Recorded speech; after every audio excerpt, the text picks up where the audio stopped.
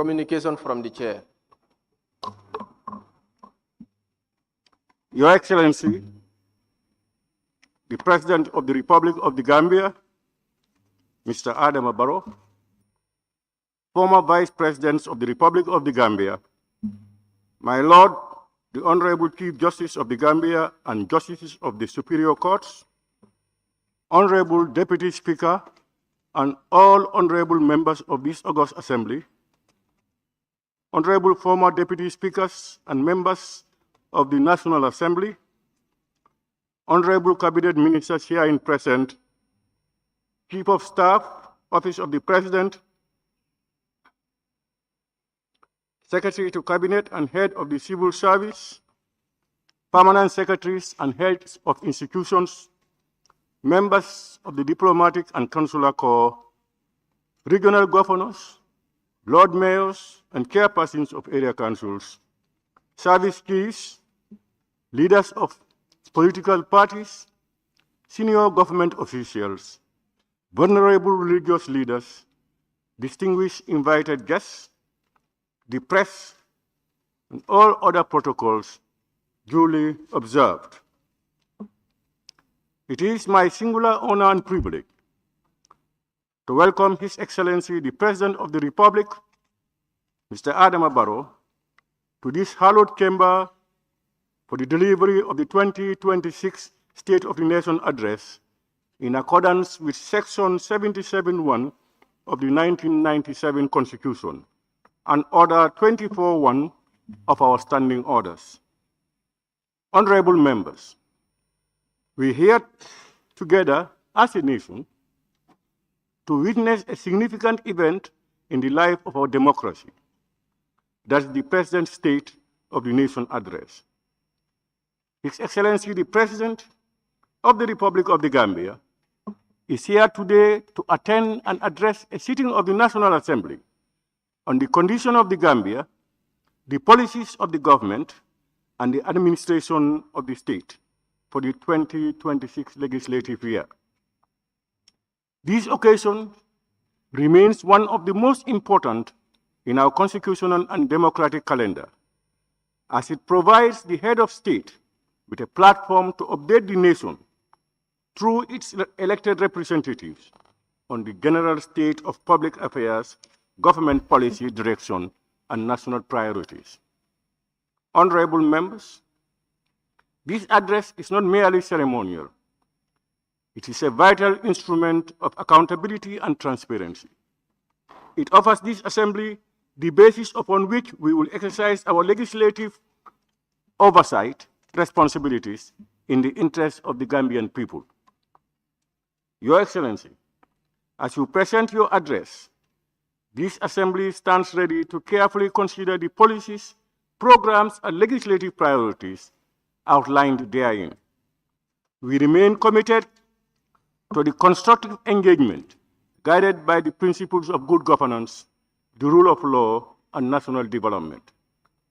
Let me take this opportunity to reaffirm the unwavering commitment of the National Assembly to work collaboratively with the executive while maintaining our constitutional duty to provide effective oversight. This balance is essential in strengthening our democracy and ensuring that the aspirations of our citizens are met. I thank you for your attention. Clerk, may we proceed? Motion, State of the Nation Address 2026 by His Excellency the President of the Republic. On behalf of both sides of this Assembly, I now have the singular honor and privilege to respectfully invite His Excellency Mr. Adama Barrow, President of the Republic of the Gambia, to deliver the 2026 State of the Nation Address in fulfillment of his constitutional mandate. Your Excellency.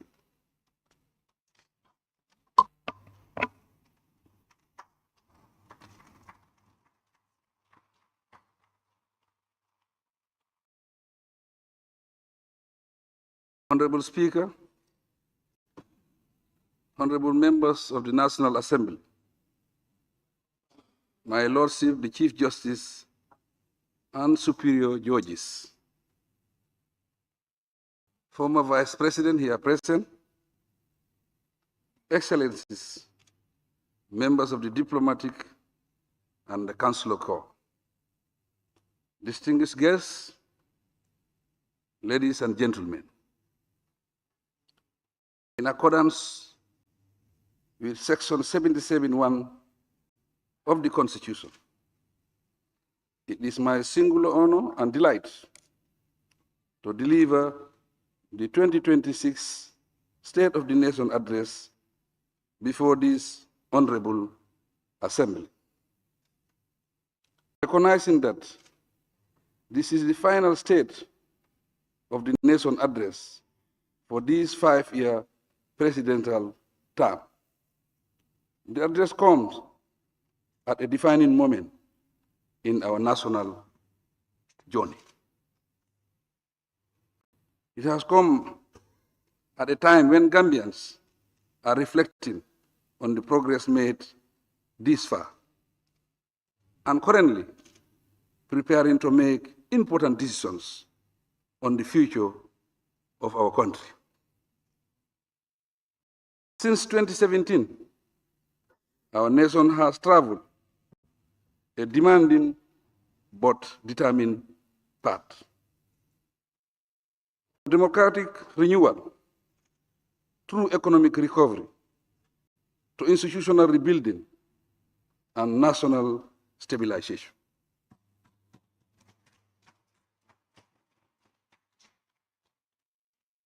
Task before my administration was not only to govern, but also to restore trust, rebuild systems, and lay foundations that will endure for generations to come.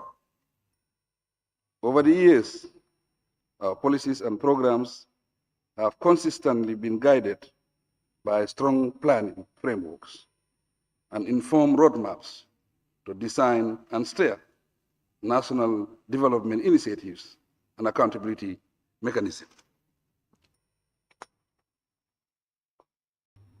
In the short term, the recovery-focused National Development Plan Year 2023-2027 will continue to drive the consolidation of our gains and acceleration of the ongoing socio-economic transformation process across all development sectors in the country.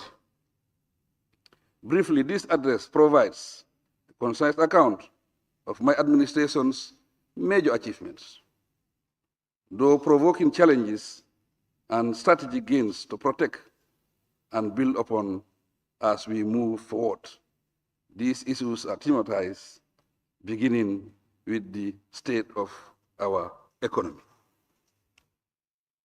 The economy, Mr. Speaker, in this volatile global environment, marked by uncertainties, inflationary pressures, and geopolitical shocks, the Gambian economy continues to demonstrate remarkable resilience, supported largely by construction, agriculture, tourism, trade, telecommunications, and other services.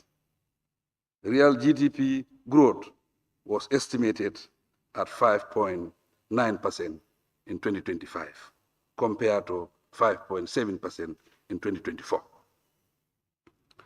Correspondingly, inflation declined from 10.2% in December 2024 to about 6.6% by December 2025. Honorable Speaker, point of order. Honorable Speaker. Point of order.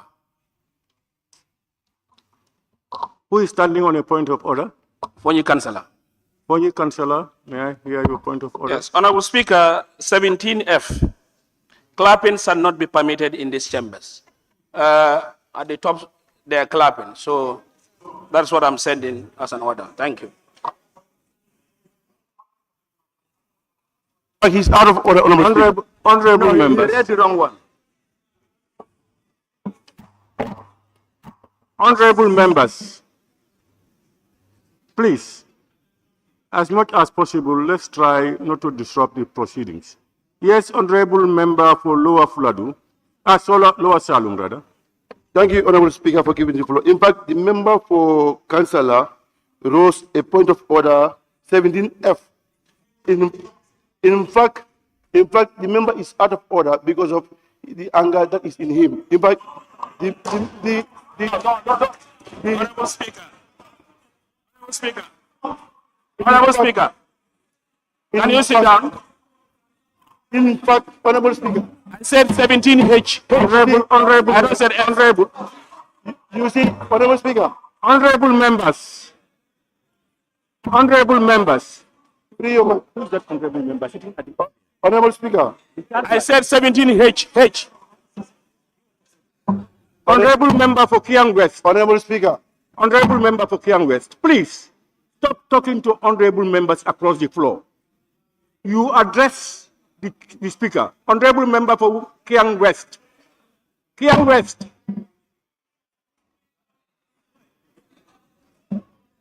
I am not entertaining anything more. Please. Honorable member for Kiang West, what I want you to avoid is talking to members across the floor. Please avoid that. Address all your comments to the chair. Honorable members, I have heard what the honorable member for Fonyi Councillor said. I was not aware of a clap. I heard honorable members knocking the table.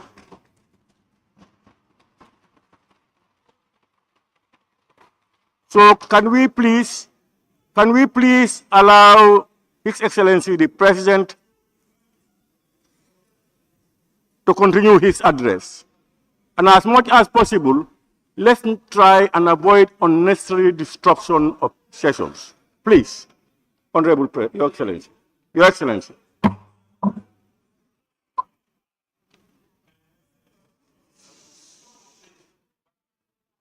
Reflecting tight monetary policy and improve domestic supply conditions.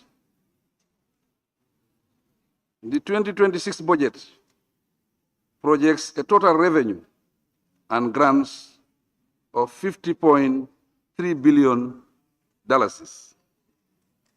with $32.2 billion mobilized from domestic sources.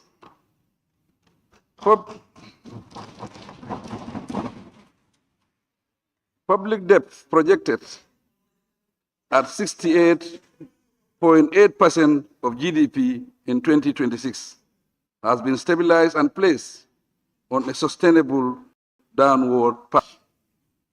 As of December 2025, the national debt to GDP ratio declined to 71.8% from 73.6% in 2024. Positively too, boosted by substantial remittances, grants and tourism receipts, the Gambian dalasi remained broadly stable against major trading currencies. In appreciation of this, I recognize the significant contributions of our compatriots in the diaspora, who continue to provide critical support to household incomes and overall economic stability. In 2025, such remittances amounted to $872 million, representing 34% of GDP. The government remains firmly committed to reforming and restructuring our state-owned enterprises to improve performance, strengthen governance, and reduce contingent liabilities. The government has demonstrated its strong commitment to reform by establishing the State-Owned Enterprises SOE Commission as part of a broader agenda to restructure and transform SOEs. This initiative aims to enhance performance, strengthen governance frameworks, and mitigate contingent liabilities. The aggregate financial position of SOEs underwent a remarkable transformation in 2025. The sector achieved a historic consolidated net profit of $2.5 billion, a stark reversal from the $2.6 billion loss recorded in 2024. The evidence shows that stronger oversight measures, performance contracts, and closer monitoring of key performance indicators are beginning to deliver results. Notably, for the first time, 5 state enterprises are expected to pay dividends to government, marking a significant turnaround in the financial performance of the sector. Evidently, therefore, these outcomes are the results of prudent economic management and difficult but necessary policy choices made in the national interest, demonstrating that the ongoing reforms are beginning to yield tangible results. Trade, industry, and job creation.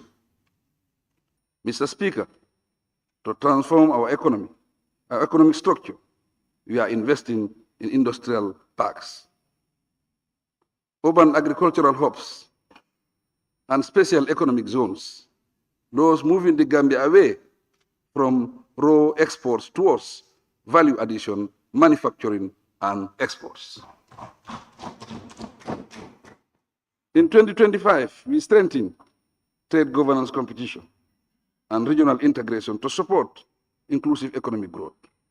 Reforms are currently in progress on the Essential Commodities Act 2015 to improve stock and prices monitoring while preserving a liberal market system. Mr. Speaker, my government will soon introduce a bill to address both competition and consumer protection under one legislation, with plans to repeal the Competition Act 2007 and the Consumer Protection Act 2014. On regional integration, the Gambia secured key ECOWAS positions for the 2026-2030 mandate, including Director General of Intergovernmental Action Group Against Money Laundering in West Africa, JIPA, and a judge at the ECOWAS Community Court of Justice. At the national level in 2025, the Gambia Import and Export Promotion Agency, GIPA, facilitated the attraction and awarding of special investment certificates and exports processing zone licenses to 16 businesses, with a total planned investment of $204 million. This is expected to create job opportunities. Irregular migration continues to rob our nation of its youth. We are treating this issue with utmost urgency by creating opportunities for decent jobs, skills development, and legal labor pathways through strengthening TVET systems and bilateral labor agreements for safe, regular, and orderly migration. Gambians are now working legally in Europe and in the Middle East. Mr. Speaker, infrastructure, Mr. Speaker. My administration continues to work tirelessly to close the infrastructure gap. Since 2017, the government has constructed over 1,200 kilometers of all-weather roads, significantly improving national connectivity.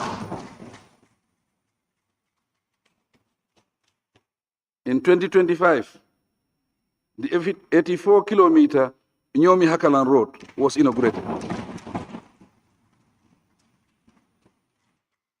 and the Kiang West and Bruford Madiana Banyaka roads have reached advanced stages. Phase 3 of the OIC road has progressed satisfactorily, with completion of the Sukuta overpass expected this year. By the end of 2026, my government will have added an additional 375 kilometers of paved roads to the overall network. This expansion is being implemented through an engineering, procurement, and construction EPC model, fully funded by the government of the Gambia at an estimated cost of $9 billion. Additionally, through innovative financing methods, the construction of over 700 kilometers of new roads will commence soon. These new roads were strategically selected to complement the already existing network. Furthermore, with funding from the World Bank supported Giraffe project, the government will shortly lay the foundation stone for approximately 200 kilometers of roads in the rural part of our local government areas. Statistically, upon completion of these projects, my government will register more than 50% of the 4,000 kilometer total survey roads nationwide. I am fully committed to ensuring that all communities are connected with a reliable means of transportation. In maritime transport, port operations have been modernized, significantly reducing cargo waiting time at the port of Banjul from 14 days to less than 1 day, precisely 17 hours. Honourable Speaker, point of order. Point of order. Point of order, Honourable Speaker.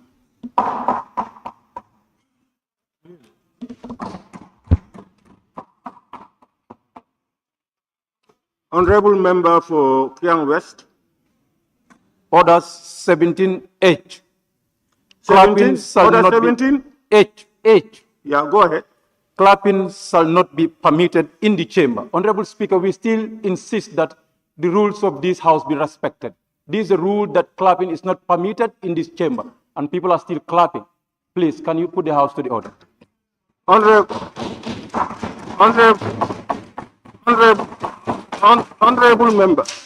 Honourable member, you must begin to respect the Speaker's ruling.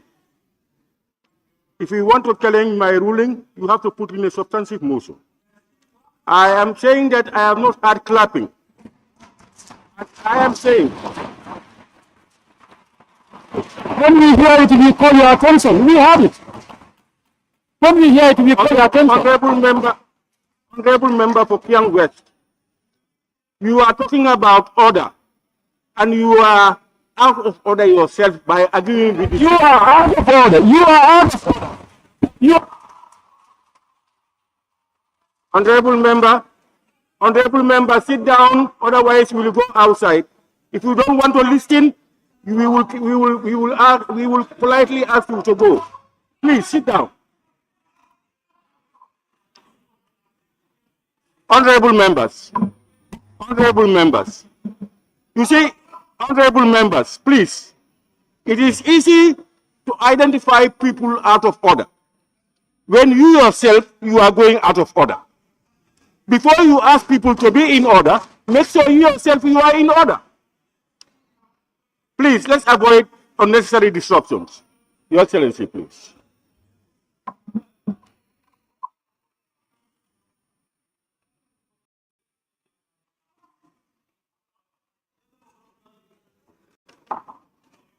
Concurrently, preparatory works are progressing for the Sanyan Deep Sea Port.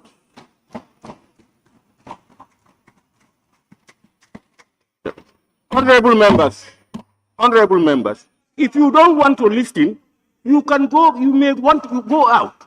Allow others to listen. Please. Honourable Speaker, send him out. It's simple.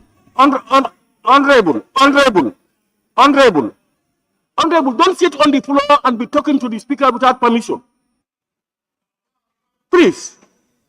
I'm not giving you permission. No, you have no cause to talk. You know that it is in order for members to knock the table. Why do you have to argue about that? Honorable members, let's please allow His Excellency to give his address, please, and avoid unnecessary interruptions. Your Excellency.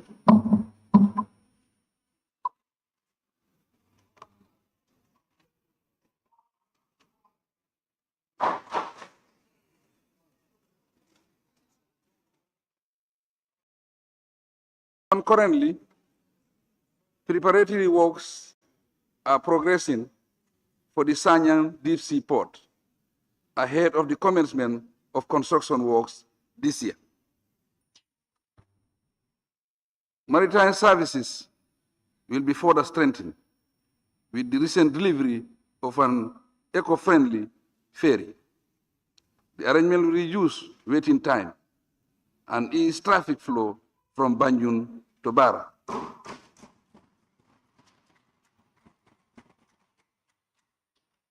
Thereby improving market access for farmers and traders in the North Bank, particularly women. In line with the government's liberal air transport policy, the Gambia and Senegal have agreed to domesticate air services between the two states. Both states have either waived or significantly reduced passenger charges on air tickets, which will greatly lower the cost of travel between the two countries. In addition, my government is working on an airport modernization project that includes the construction of an ultra-modern passenger terminal building and other related airport infrastructure. Hopefully, this project will be implemented through a public-private partnership, PPP.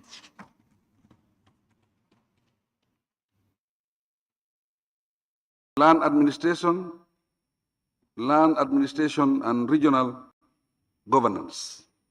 Mr. Speaker, the government advanced key reforms to modernize land administration and strengthen local governance. A landmark national land policy 2026-2035 was recently approved and launched to improve tenure security, harmonize land administration, and promote digitization. An assessment has been conducted to evaluate the current structures for the development of a land information system. The land information system will establish a nationwide digital platform to secure and manage land records. One of its objectives is to enhance transparency in land administration and reduce land disputes. These reforms, supported by an ongoing review of the Local Government Acts, are laying the foundation for more transparent, efficient, and equitable land governance. Recognizing the important role of the Land Commission, the Ministry of Lands, Regional Government, and Religious Affairs seek to revitalize it through the reinforcement of its oversight and dispute resolution roles. This is planned to enhance transparency, accountability, and fairness in land administration. The ministry has also initiated a housing program that targets Gambians and offers flexible installment options to improve access to affordable housing. Currently, sample designs have been reviewed and sites identified for the first phase of the scheme. The Department of Boundary Management under the Ministry of Lands has been established to strengthen and safeguard the Gambia's borders at both national and international levels. The department is to collaborate with the relevant institutions and neighboring authorities to prevent and resolve boundary-related issues, protect territorial integrity, and promote national security. Energy, Mr. Speaker. My government has made decisive reforms and investments across the energy, petroleum, and mining sectors. I am thus pleased to report that we have achieved 90% national energy access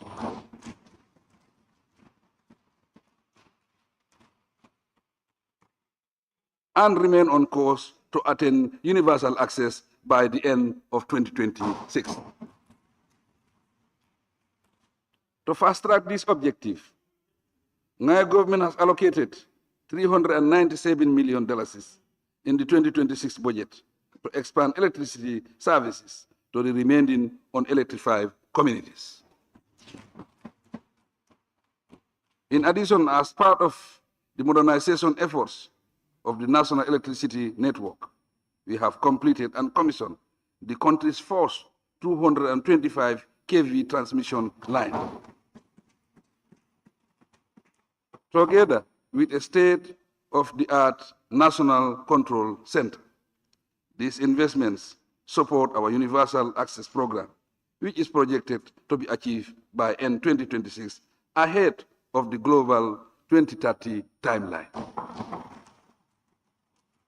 Furthermore, I am proud to announce that as part of our drive to achieve universal access to electricity, through the Sustainable Energy Service Company, Cisco, the Gambia, 11 hospitals, 81 clinics, 823 schools nationwide have been solarized.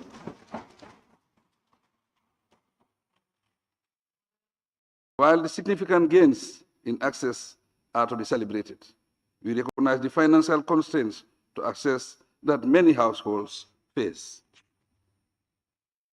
In this regard, to stabilize tariffs, the government allocated $1 billion in both the 2025 and 2026 budget as subsidies to NAVEC. Central to our long-term energy security is our objective to increase domestic generation capacity. It is in this regard that the government has set in motion a plan to deliver a 150 megawatt solar park in Sona that will cater for both domestic and export markets. So far, the fourth stage of the solar park is at an advanced stage, with the tender for a 50 megawatt plant completed. The Gambia petroleum sector continues to gather interest in the industry. Recently, the Ministry of Petroleum, Energy and Mines granted licenses to 3 companies to undertake exploration, development, and production activities in existing open blocks. This marks a significant milestone in reactivating upstream petroleum operations in the Gambia. In the area of mining, my government is promoting offshore sand dredging to meet demand exceeding 1 million cubic meters. We also issue licensing to deep-sea mineral prospecting, hence positioning the sector to support infrastructure development and diversify national revenues. Communication, digital economy. Mr. Speaker, in 2025, digital transformation acted as key driver of growth, jobs, and efficient governance. Mobile subscription surpassed 3.4 million. ICT sector employment increased by nearly 20%, and the sector's contribution to the economy exceeded $3.9 billion. Our digital government transformation efforts in 2026 will include the deployment of key services by the Gambia ICT agency, GICTA. These include e-visa and e-cabinet initiative for more effective and efficient delivery of such services. For the first time, we have a Data Protection and Privacy Act 2025. It is enacted to regulate the processing of personal data and reinforce a secure and investor-friendly digital environment.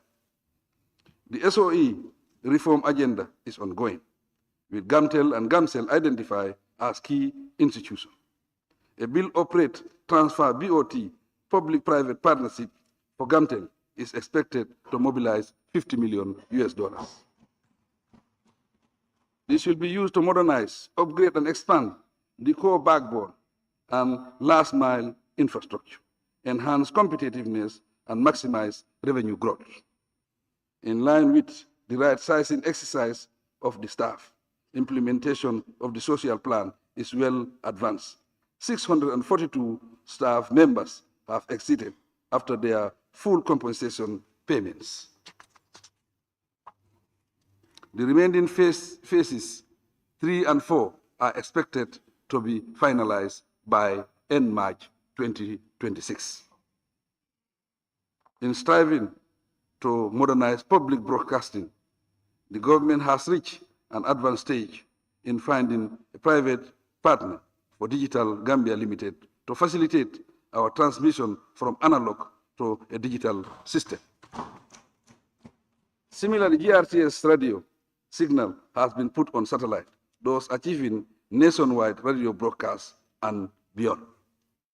To popularize and inform the people about development programs and policies, my government has initiated a flagship program called Mansakunda. Having successfully implemented 25 episodes in 2025, we will continue with this program and take it to the regions this year for wider participation. In January of this year, my administration, through the Ministry of Information, successfully launched another flagship program called the Minister to highlight government programs and policies in the local languages. This is part of the broader strategy to bring government policies and programs to the doorsteps of the people. Agriculture, fisheries, and water resources. Mr. Speaker, agriculture remains another important sector, contributing over 22% to gross domestic product and sustaining the livelihood of most Gambian households. To boost productivity and food security, government continues to implement the National Seeds Program.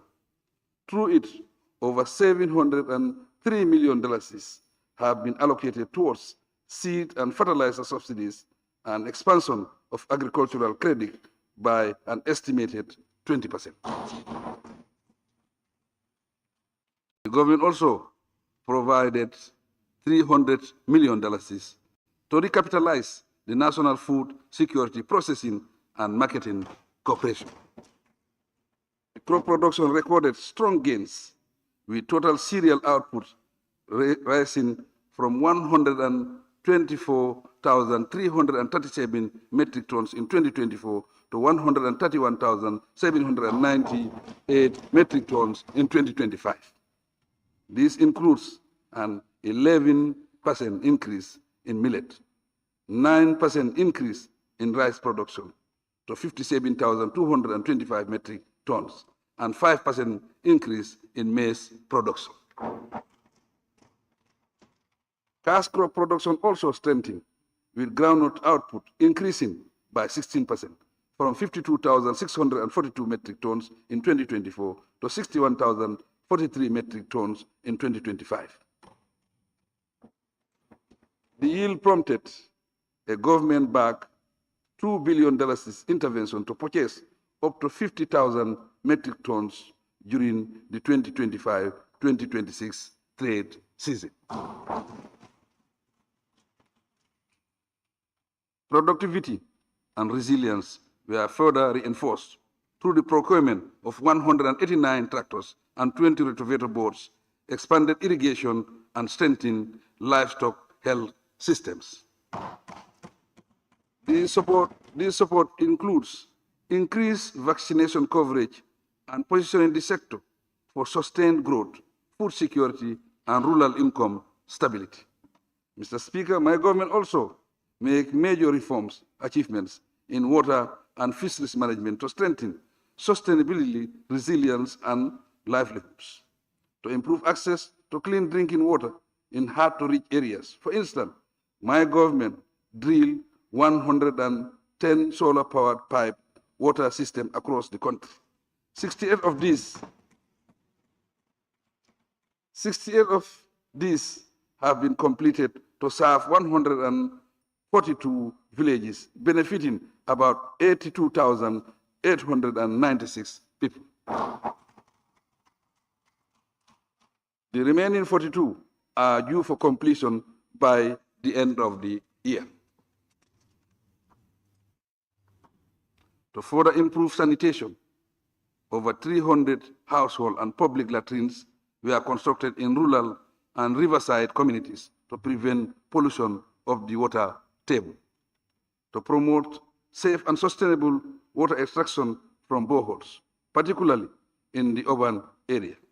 My government, in collaboration with partners, is working on the development of a water abstraction licensing regulation to establish legal policy and operational frameworks for climate-smart water abstraction governance. On fisheries, the legal framework was comprehensively reviewed to combat illegal, unreported, unregulated fishing, as well as to strengthen nationwide surveillance missions leading to more arrests and prosecution. These efforts contributed to total fisheries revenue of over $234 million in the fourth quarter of 2026. Human capital, education, and health. Mr. Speaker, my government continues to prioritize human capital development, with the 2026 budget allocating at least $10.5 billion to it. This represents 17.7% of total expenditure to education and health. To continually raise performance levels, significant investments have been made to improve the quality of learning. Part of this is the completion of 336 teachers' quarters across 47 schools. Delivery of science and technical equipment valued at $2 million to 29 schools. And the distribution of more than 1.5 million textbooks nationwide. To universalize access to education, in collaboration with our partners, we implemented programs to bring 74,000 marginalized children back into the formal education system from 2023 to 2025. Recognizing that strong foundational skills are essential for lifelong learning, my government has intensified its focus on early grade education. With support from the World Bank, the government has embarked on the development and implementation of structured pedagogy and foundational learning programs. Digital learning was introduced to 122 schools in 2025. These schools are now equipped with smart televisions, laptops, projectors, and other IT equipment to prepare our students for a better future. The use of 7 national languages was piloted in 63 schools to reinforce equity, quality, and resilience across the education system. In relation to tertiary education and skills development, my administration has invested more than $7.6 billion in the University of the Gambia. Most of the faculties have now moved to the Faraba Banta Mega Campus. These complements the USAID campus inaugurated last June in Brikama. On access to tertiary education, the Student Revolving Loan Scheme, the National Research and Innovation Fund, and the Tertiary and Higher Education Trust Fund have been established. The objective is to ensure that tuition does not limit anyone's potential and to expand opportunities for research and innovation.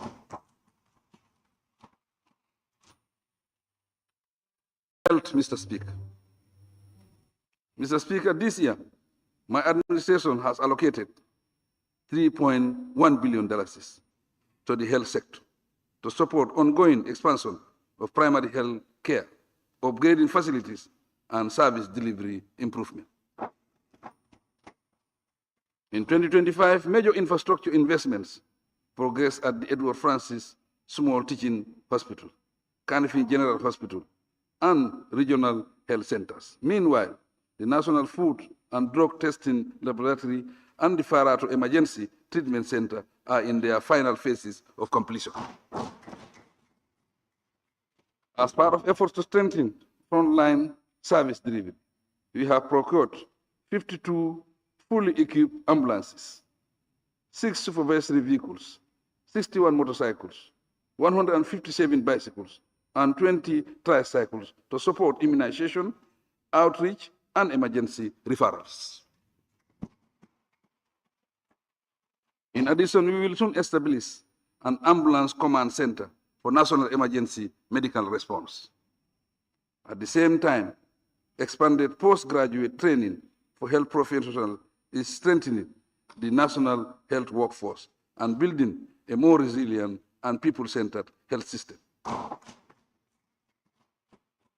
Quite notably, for the first time, dentists and pharmacists have been trained in the country, with the inaugural cohort expected to graduate this year.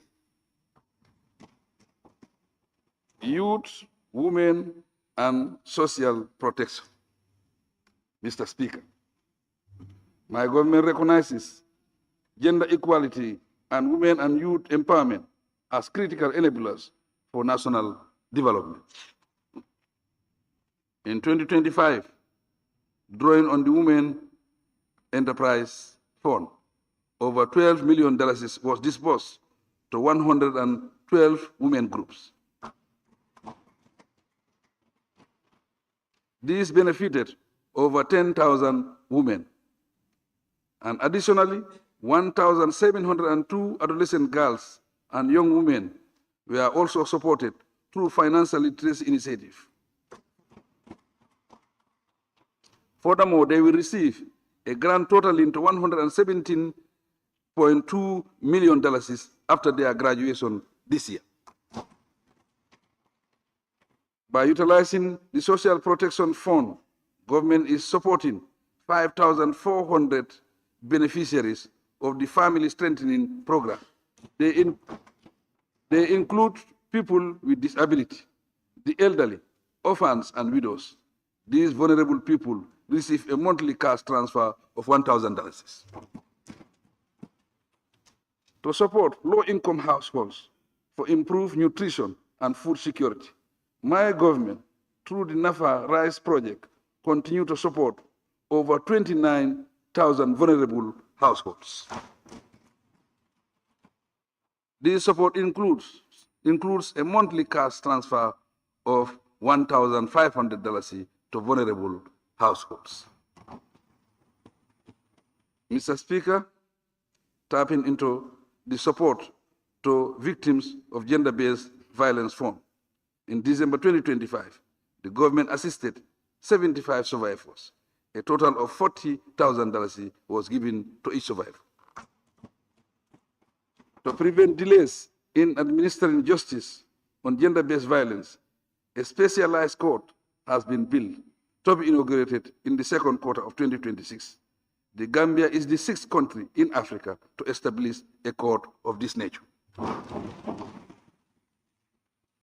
Similarly, following a need assessment exercise, $4 million was disbursed to 11 organizations of people with disability.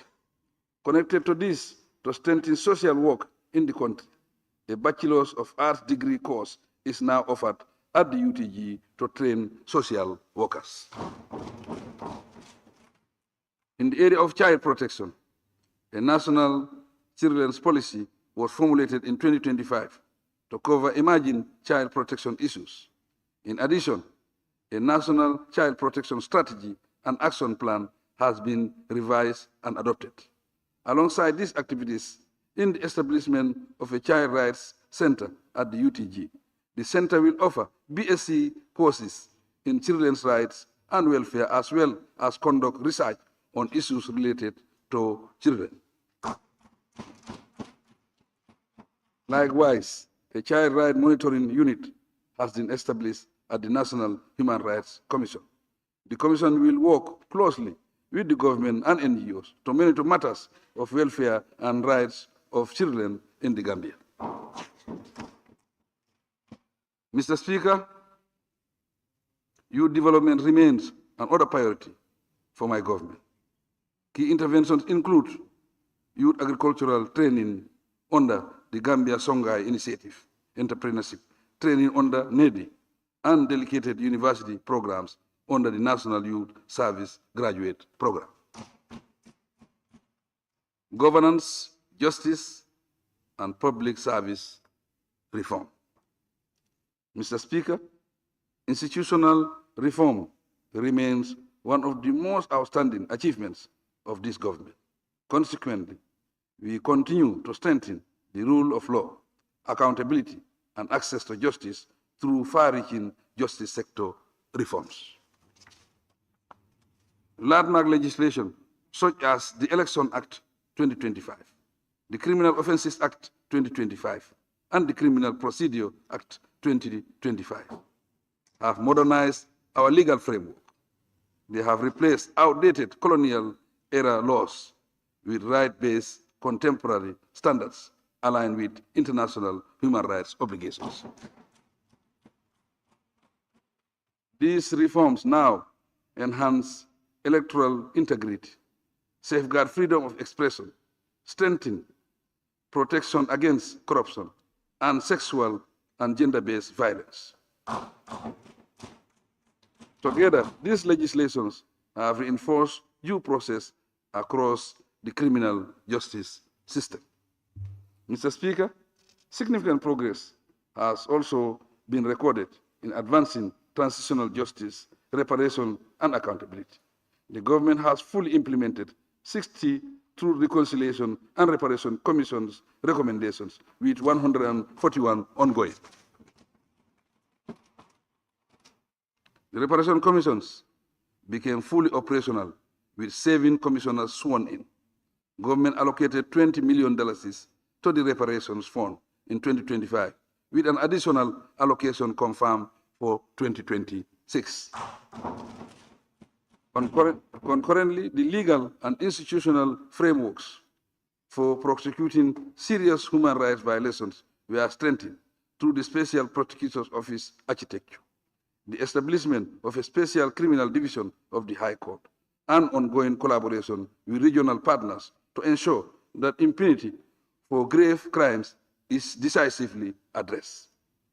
Access to justice and integrity in the public service have been enhanced further through the expansion of legal aid services nationwide, the rollout of a digital case management system across justice institutions, and the modernization of key registries. Among them is the company registry and intellectual property systems. In December 2025, the National Assembly confirmed the commissioners of the Anti-Corruption Commission, positioning the country to intensify the fight against corruption and promote ethical governance. These reforms, together with the ongoing development of a justice sector strategy policy for 2026-2030, underscore my government's commitment to a justice system that is independent, transparent, efficient, and responsive to the needs of all Gambians. To improve public service delivery, we are preparing to launch the MyGov platform. This is currently at an advanced stage, with its deployment targeted this year. The platform will serve as the one-stop shop for high-volume priority services.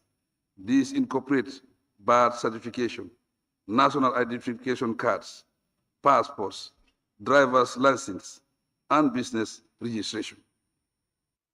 The eventual integration of the platform with GAM Suite under the central bank will enable the acceptance of Visa and MasterCard payments on the platform, in addition to other supported local digital wallets. We have also made significant progress in modernizing public service management through the ongoing development of a comprehensive human resource management information system. Once completed, this system will integrate personal records, the payroll, performance management, and pension administration into a single digital platform. Its objective embrace improving efficiency, accountability, evidence-based planning, and decision-making across government. The government has equally introduced a comprehensive performance management framework to promote accountability and results. The framework links planning, budgeting, and performance assessment to make sure that public institutions and officials are held accountable. Defense, security, and national stability. Mr. Speaker, peace and stability remain the foundation upon which all development depends. We have made significant progress in the security sector reform, strengthening internal security, public safety, and democratic oversight. As a result of these sustained efforts, the Gambia is now ranked the safest country in West Africa and